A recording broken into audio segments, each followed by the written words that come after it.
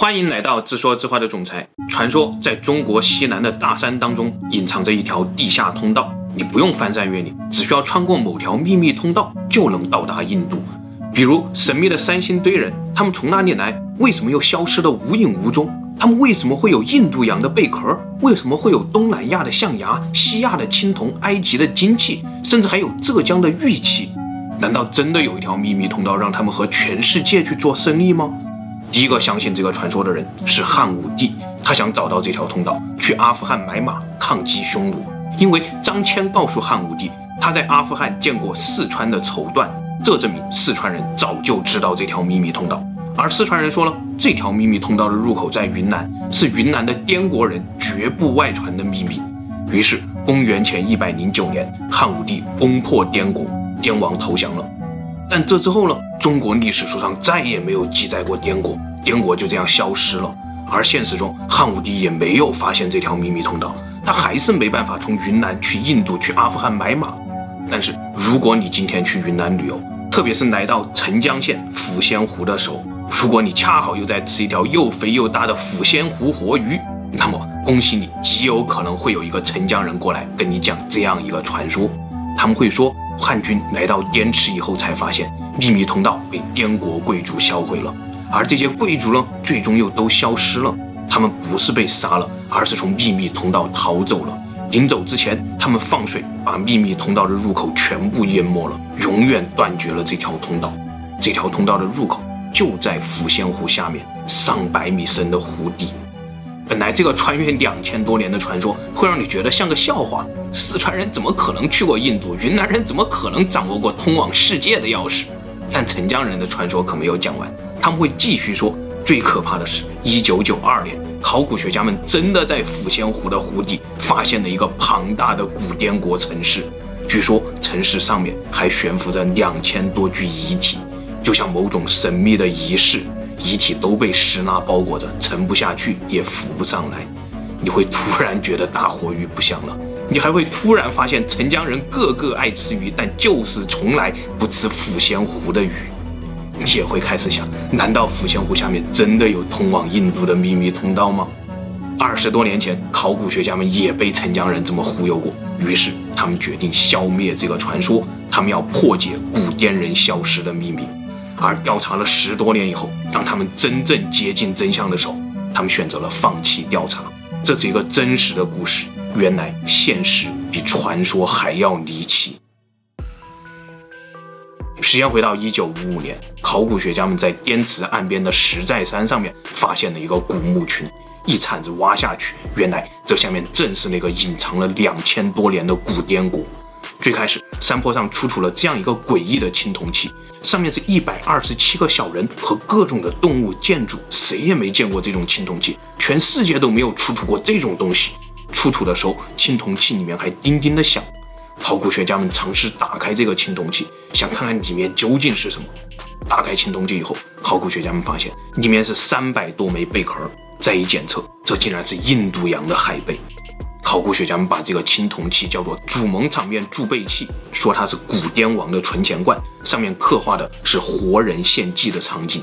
继续往下挖，这种存钱罐又挖出来了2个，一个被叫做杀人祭柱场面贮贝器，一个叫做流金骑士贮贝器。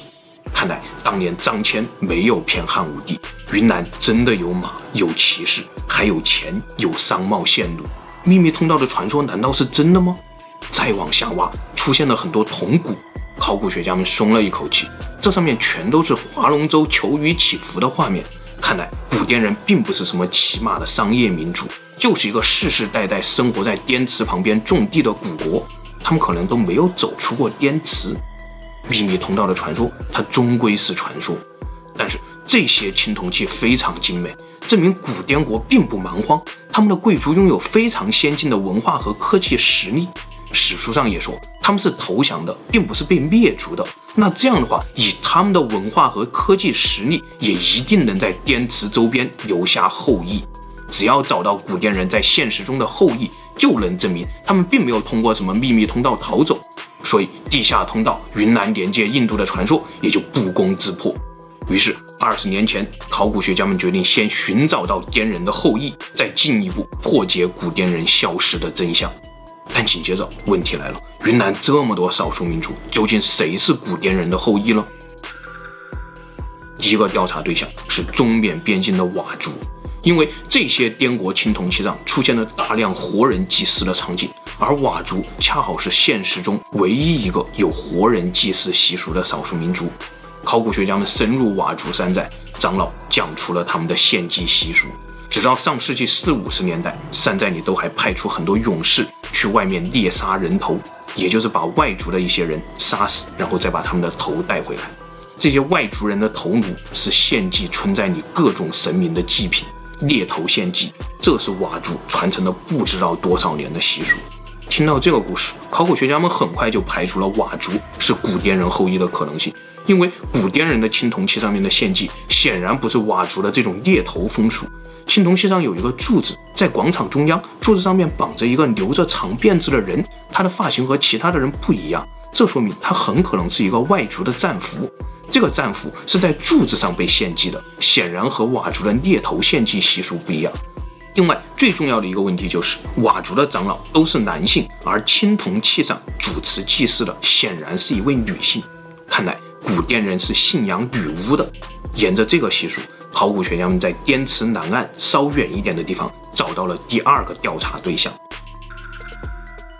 花腰傣被认为是傣族的一个分支，但事实上他们和傣族有一个非常明显的区别，那就是花腰傣的服饰比傣族要华丽的很多很多。而且傣族 C 位可以是佛陀，可以是孔雀，可以是美女等等等等，但坐在花腰傣 C 位的永远是一位女长老，这位女长老正是他们的女巫。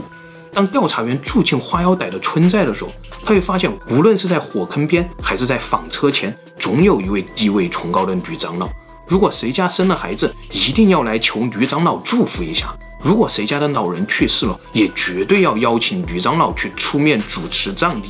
村子里一切社会活动都要听从女长老的安排，哪怕是年轻人要外出要坐车，都要先来女长老这里问问凶吉。如果女长老不说话，不给你祝福，那这个年轻人恐怕是打死也不敢走出山寨的。花腰傣居住在沅江河谷的丛林当中，就像是一个隐蔽的世外桃源，而恰好他们的远古传说也说自己是2000多年前战败后从滇池那边逃过来的。调查到这里，似乎可以肯定花腰傣就是古滇人的后裔了。但是问题又来了，花腰傣的建筑风格和庆典仪式与古滇人完全不同。在青铜器上，古滇人住的是这种上宽下窄的马鞍形房子，花腰傣完全没有这种建筑风格。另外，青铜器上专门有古滇人划龙舟的仪式介绍，但花腰傣也根本没有这种类似的风俗。看来花腰傣并不是100%的古滇人后裔，真相还需要继续调查。于是专家们把目光移到了更南边的西双版纳，那里的傣族至今都有划龙舟的传统，建筑风格也类似。会不会古滇人真的翻越了崇山峻岭，到达了400公里以外的西双版纳了？调查员来到西双版纳的南昌江边，正好是傣族的新年泼水节的第一天，江面上全是傣族人在赛龙舟，拿出青铜器一比对，简直一模一样。再一调查，果然傣族人赛龙舟不是为了纪念屈原，而是为了求雨祈福，保佑农业丰收。这和专家们分析古滇人赛龙舟的仪式是一样的。难道悬案就这么破解了吗？古滇人是被南方的傣族同化了吗？一部分融入到了花腰傣当中，另一部分融入到了傣族当中，还有没有发现的一些习俗可能融入到了其他的未调查的民族当中？本来要是没有新的考古证据出现，专家们就可以这样草草下结论了，什么秘密通道的传说也都可以就此打住了。古滇人不过是往南方溃败，一路越来越弱，逃到了400公里外，就彻底被其他民族融化了，到今天变成了傣族、花腰傣这一类的各种少数民族。但很显然，这不可能是远古的真相，因为1000公里外的越南出土了一个让人惊掉下巴的青铜器——石寨山铜鼓。什么是石寨山铜鼓了？首先，还记得1955年中国考古学家们最早挖出古滇国遗址的那个地方叫什么吗？滇池岸边的石寨山。这个石寨山的古滇国遗址出土的最有特色的青铜器就是2种，一种是贮贝器，一种就是铜鼓。由于中国考古成果发表的比较早，所以在国际上这种铜鼓就被叫做石寨山铜鼓。所以现在的情况是，越南挖出了和石寨山同款的古滇国铜鼓。专家们立刻赶往越南，心中惊呼：小了，简直太小了！自己调查了30多年，都太小看古滇国了。难道他们有南北2个都城，统治区域从云南、贵州一直延伸到越南？当年汉武帝灭掉的只是北滇国而已，南滇国还在越南？带着1万个问号，专家们来到了越南的东山县。越南专家说，早在1924年，就有一个法国考古队在东山县挖出了很多青铜器。法国人认为这是越南本土的古文明，给他们命名为东山文化。东山文化的影响范围非常大，几乎包括了整个北越南，陆续出土了1500多件东山文化的青铜器，光这种铜鼓就有30多面。一个叫做阮文月的越南专家说，他在研究这些铜鼓的时候发现，这不就是石寨山铜鼓吗？不仅骨形一模一样，铜的材质也一模一样，工艺一模一样，就连上面的花纹都一模一样，也有龙舟，也有上宽下窄的马鞍形房子，就连出土的青铜人像发型都一样。东山文化和古滇人究竟是什么关系？越南专家更倾向于认为，古滇人逃到了越南，在这里重建文明。但是这种跨越1000公里的大规模迁徙，要穿越云南的崇山峻岭，这真的有可能吗？1000公里在云南是什么概念？为什么云南会有那么多少数民族？因为在云南只需要一座山，把2群人隔开10几公里，就能让他们世世代代无法沟通，让他们逐渐变成2个民族。而在云南穿越1000公里的大山，看着地图，就像古滇人在说，那条秘密通道不仅可以通往印度，还可以通往越南哦。不可能，古滇国和东山文化之间一定有什么商贸线路。专家们把调查对象再次移回了花腰带，终于松了一口气。原来花腰带居住的地方叫沅江，沅江流出中国以后就叫做红河。这条沅江红河水系就像一条躲在大山里的秘密通道。虽然现在早就已经不通航了，但在远古，沿着这条水系南下，古滇人确实有可能迁徙到越南。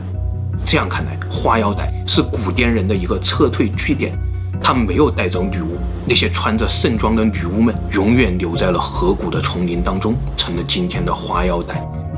男人们来到了越南东山，重建了文明。这就是完整的真相吗？显然，考古学家们在越南碰到了和中国一样的问题，那就是虽然这里有铜鼓，有东山文化，但是他们在现实中的后裔在哪里呢？越南各个少数民族中也没有人居住这种上宽下窄的马鞍形房子，更何况东山谷当中出现了石寨山谷上面没有的这种圆形房子，这种圆形房子倒是在越南保留下来了。难道古滇人的迁徙终点并不是越南，或者说越南只是他们的一个南方据点？北方滇国被灭亡以后，南方滇国的贵族也遭到了灭顶打击，不得不跟着北方滇国的贵族们一起进入秘密通道，撤退到了更远的地方。真相越来越模糊，反而秘密通道的传说越来越清晰。但就在这个时候，更南边的柬埔寨传来了一个消息：波赫遗址当中挖出了任何人都不敢想的远古滇国遗物。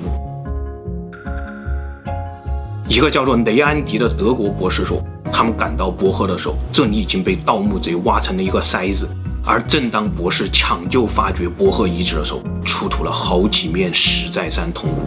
本来这几面铜鼓只能说明越南东山的古滇国人可能南迁到了柬埔寨。这条路虽然全是热带雨林，但并不是完全走不通。但紧接着雷博士发现，波赫出土的这些铜鼓里面每一个都有一颗人头，这是越南甚至绝大多数石寨山铜鼓都没有发现的东西。铜鼓里的这颗人头意味着什么呢？专家说，这叫套头葬，也就是下葬的时候，铜鼓是套在遗体的头上的。这种风俗出现最多的地方就是中国贵州的可乐乡，在国际上被叫做可乐文化。而可乐文化的背后，正是中国历史书上那个和古滇国唇亡齿寒的神秘古国夜郎国。中国有个成语叫做夜郎自大，说的就是当年汉武帝要穿越夜郎国去攻打滇国，就派使者了向夜郎国的国王借道。夜郎国的国王就问汉朝的使者，你们汉朝有我们夜郎国这么大吗？看到波赫出土的这面夜郎同款套头鼓，突然有点理解当年夜郎国王的感觉了。夜郎国的套头鼓究竟是怎么被埋到柬埔寨的古墓当中的？没有人能回答这个问题，除除了那条传说中的秘密通道。看来传说还有没有说的部分，那就是当年跟着古滇国贵族一起撤退的，还有他们的邻居兄弟夜郎贵族。难道他们真的是从抚仙湖下面的入口进入地下？当他们再回到地面的时候，就已经到了柬埔寨？这太夸张了，不可能！专家们又把调查对象移向傣族，因为前面已经有成功破解秘密通道的案例了，那就是花腰傣居住的地方叫沅江，出国以后叫红河。而这一次呢，专家说傣族居住的地方叫澜沧江，出国以后叫湄公河。波赫恰好离湄公河的入海口不远。不行，秘密通道是不能存在的，你们一定是从澜沧江坐船飘到柬埔寨的。专家们都快要崩溃了，秘密通道的传说真的快要按不住了。但就在这个时候呢，调查组接到了一个更夸张的线索，有人说在印尼的苏门答腊岛上发现了现实中的古滇国后裔，这都跨越印度洋了，怎么可能啊？专家们连夜飞到了苏门答腊最大的城市棉南，在马不停蹄的狂奔6个小时，他们终于到达了目的地多巴湖。